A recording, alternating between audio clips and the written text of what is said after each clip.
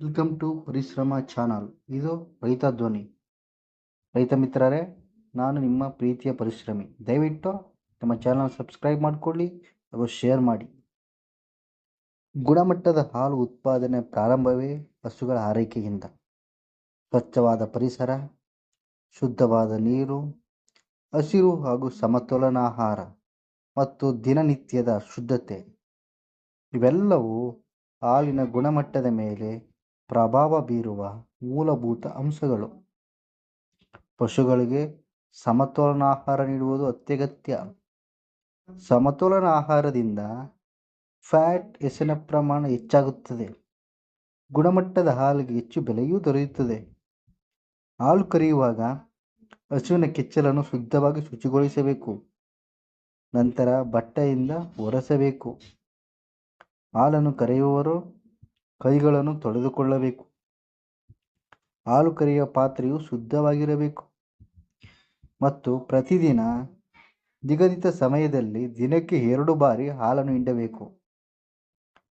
ಹಾಲನ್ನು ಕರೆದ ತಕ್ಷಣವೇ ರೈತರು ಸಮಯ ವ್ಯರ್ಥ ಮಾಡದೆ ಆದಷ್ಟು ಬೇಗ ಡೈರಿಗೆ ಹಾಲು ಸರಬರಾಜು ಮಾಡಬೇಕು.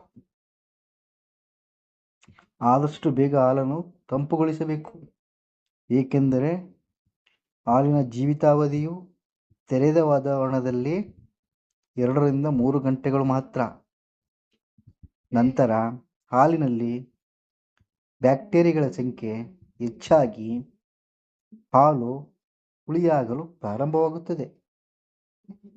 ಆದ್ದರಿಂದ ಬ್ಯಾಕ್ಟೀರಿಯಾದ ಬೆಳವಣಿಗೆಯನ್ನು ತಡೆಯಲು, ಹಾಲಿನ ತಾಜಾತನವನ್ನು ಕಾಪಾಡಿಕೊಳ್ಳಲು ಹಾಲು 4 ಡಿಗ್ರಿ ಸೆಲ್ಸಿಯಸ್ ಒಳಗೆ ಇರಬೇಕೆಂಬುದು ಹಾಲು ಒಕ್ಕೂಟಗಳ ಮುಖ್ಯ ನಿಯಮ. ಹಾಲಿನ ಡೈರಿಗಳಲ್ಲಿ ಹಾಲಿನ ಫ್ಯಾಟ್, ಎಸ್ಎನ್ಎಫ್, ಶುದ್ಧತೆ ಹಾಗೂ ಕಲಬೆರಕೆಯನ್ನು ಪರೀಕ್ಷೆ ಮಾಡುತ್ತಾರೆ. ಉತ್ತಮ ಗುಣಮಟ್ಟದ ಹಾಲಿಗೆ ಬೆಲೆಯೂ ಕೂಡ ಹೆಚ್ಚು.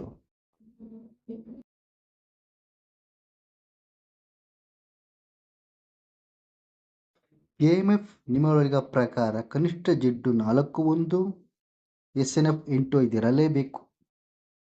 ಗುಣಮಟ್ಟ ಕಡಿಮೆ ಆದರೆ ಹಾಲು ತಿರಸ್ಕೃತವಾಗುತ್ತದೆ. ರೈತರು ಹಾಲನ್ನು ಸರಬರಾಜು ಮಾಡಿದ ನಂತರ ತಮ್ಮ ಹಾಲಿನ ಗುಣಮಟ್ಟ ಎಷ್ಟಿದೆ ಎಂಬುದನ್ನು ಕಡ್ಡಾಯವಾಗಿ ತಿಳಿದುಕೊಳ್ಳಬೇಕು. ಒಂದು ವೇಳೆ ಕಡಿಮೆ ಗುಣಮಟ್ಟ ಇದ್ದರೆ ಉತ್ತಮಪಡಿಸಿಕೊಳ್ಳಲು ಏನು ಮಾಡಬೇಕು ಎಂಬುದನ್ನು ಸಂಘದ ಕಾರ್ಯದರ್ಶಿ ಹಾಗೂ ಮೇಲಧಿಕಾರಿಗಳ ನೆರವು ಪಡೆದು ಉತ್ತಮಗೊಳಿಸಿಕೊಳ್ಳಬೇಕು.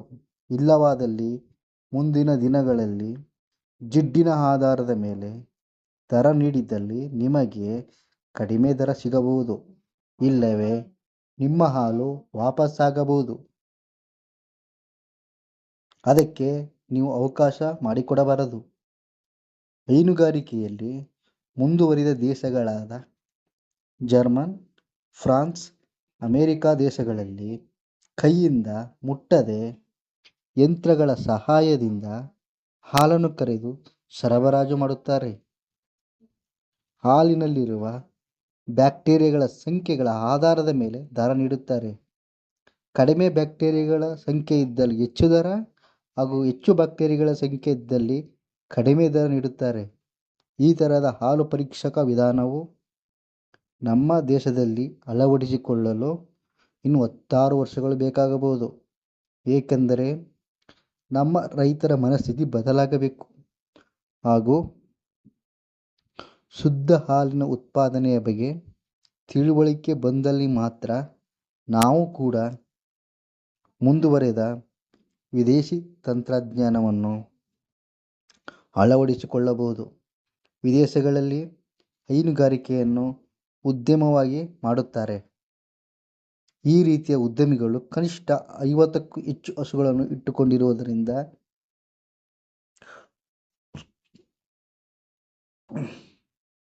ಹಾಗೂ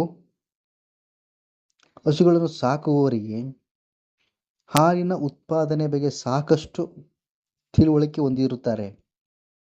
ಆದರೆ ನಮ್ಮ ದೇಶದಲ್ಲಿ ರೈತರು ಕೃಷಿಯ ಜೊತೆಗೆ ಹೈನುಗಾರಿಕೆಯನ್ನು ಉಪಕಸುಬಾಗಿ ಮಾಡುವುದರಿಂದ 1 ಅಥವಾ 2 ಹಸುಗಳನ್ನು ಇಟ್ಟುಕೊಂಡಿದ್ದು ಹಸುಗಳ ನಿರ್ವಹಣೆ, ಶುದ್ಧ ಹಾಲಿನ ಉತ್ಪಾದನೆ, ಸಮತೋಲನ ಆಹಾರ ಪದ್ಧತಿಗಳ ಬಗ್ಗೆ ಸಾಕಷ್ಟು ತಿಳುವಳಿಕೆ ಇರದಿರುವುದರಿಂದ ನಾವು ಹಾಲಿನ ಜೈವಿಕ ಗುಣಮಟ್ಟದಲ್ಲಿ ವಿದೇಶಕ್ಕೆ ಸರಿಸಮವಾಗಿ ನಿಲ್ಲಲು ಕಷ್ಟವಾಗುತ್ತಿದೆ.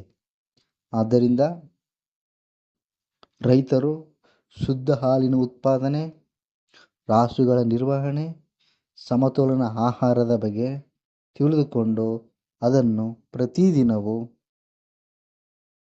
ಅಳವಡಿಸಿಕೊಂಡು ನೀರು, ಸಕ್ಕರೆ, ಉಪ್ಪು ಇತರ ಯಾವುದೇ ವಸ್ತುಗಳನ್ನು ಕಲಬೆರಕೆ ಮಾಡದೆ ಸ್ವಚ್ಛತೆಯಿಂದ ಕೂಡಿದ ಹಾಲನ್ನು ಡೈರಿಗೆ ಸರಬರಾಜು ಮಾಡುವುದು ಅತ್ಯಗತ್ಯ. ಗುಣಮಟ್ಟದ ಹಾಲು ನೀಡಿದ ರೈತರಿಗೆ ಹೆಚ್ಚು ಪಾವತಿ ಮಾತ್ರವಲ್ಲದೆ ಸಂಘವು ಗಳಿಸಿದ ಲಾಭದಲ್ಲಿ ಬೋನಸ್ ಕೂಡ ಪಡೆಯಲು ಅರ್ಹರಾಗಿರುತ್ತಾರೆ. ಹೀಗೆ ಅವರು ಆರ್ಥಿಕವಾಗಿ ಸ್ವಾವಲಂಬಿಗಳಾಗಬಹುದು. ಗುಣಮಟ್ಟದ ಹಾಲು ನೀಡುವ ಮೂಲಕ ರೈತರು ಕೇವಲ ಆದಾಯವಲ್ಲದೆ ಕುಟುಂಬದ ಸಂತೋಷ, ಭದ್ರತೆ ಮತ್ತು ಭವಿಷ್ಯವನ್ನು ಕಟ್ಟಬಹುದು. ನೀವು ನಿಮ್ಮ ಹಾಲಿನ ಗುಣಮಟ್ಟವನ್ನು ಪರೀಕ್ಷಿಸಿದ್ದೀರಾ? ಸಮತೋಲನ ಆಹಾರ ಎಂದರೇನು ಅಂತ ಕಮೆಂಟ್ನಲ್ಲಿ ತಿಳಿಸಿ. ಮಾಹಿತಿ ಉಪಯುಕ್ತವಾಗಿದೆ ಎಂದರೆ ಇದೇ ಥರ ಇನ್ನಷ್ಟು ಮಾಹಿತಿಯನ್ನು ತಿಳಿದುಕೊಳ್ಳಲು ನಮ್ಮ ಚಾನಲನ್ನು ಸಬ್ಸ್ಕ್ರೈಬ್ ಮಾಡಿಕೊಳ್ಳಿ ಮತ್ತು ಕಮೆಂಟ್ ಮಾಡಿ. ಧನ್ಯವಾದಗಳು.